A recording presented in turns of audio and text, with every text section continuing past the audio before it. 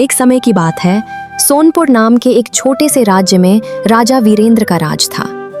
राजा वीरेंद्र अपने न्याय और सादगी के लिए दूर दूर तक प्रसिद्ध था।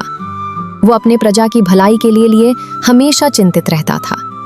उसी राज्य के एक छोटे से गांव में रामू नाम का एक गरीब किसान रहता था।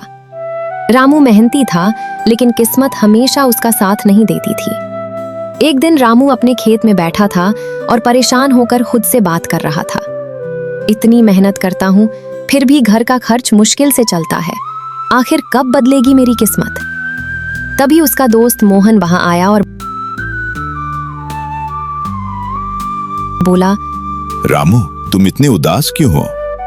रामू ने गहरी सांस लेते हुए कहा, क्या बताऊं मोहन, फसल ठीक नहीं हो रही, घर में पैसे नहीं हैं, समझ नहीं आता क्या करूं।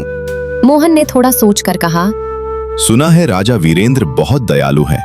अगर तुम उनसे मिलो और अपनी समस्या बताओ तो शायद वो तुम्हारी मदद करें।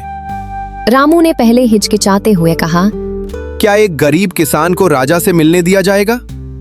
मोहन मुस्कुराया। कोशिश करने में क्या जाता है। अगले दिन रामू हिम्मत जुटाकर महल की ओर चल पड़ा। महल के दरवाजे पर पहरेदारों ने उसे रोका। रामू ने विनम्रता से कहा, मुझे राजा से मिलना है, मेरी एक समस्या है। पहरेदार ने उसे ऊपर से नीचे तक देखा, फिर बोला, ठीक है, इंतजार करो, हम पूछते हैं। कुछ समय बाद रामू को दरबार में बुलाया गया।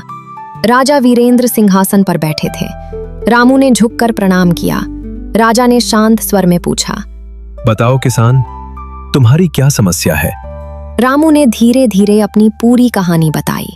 महाराज, मैं मेहनत करता हूँ, लेकिन मेरी फसल बार बार खराब हो जाती है। मेरे पास इतना धन नहीं है कि मैं अच्छे बीज या साधन खरीद सकूं।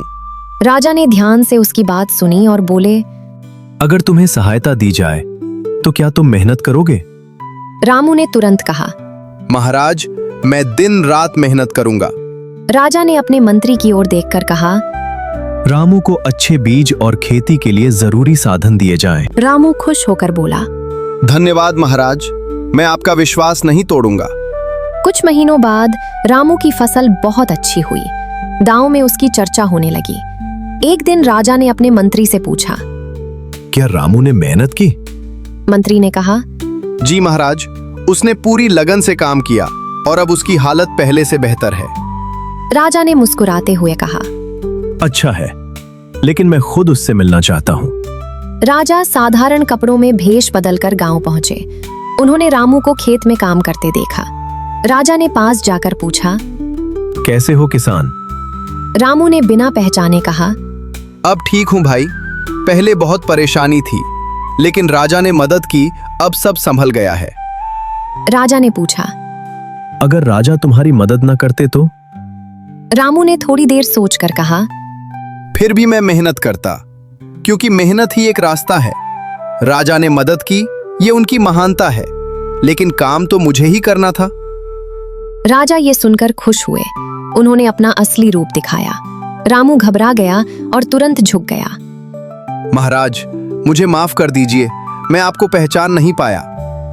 राजा ने उसे उठाते हुए कहा, डरने की जरूरत नहीं है रामू, तुमने जो कहा वो सही है।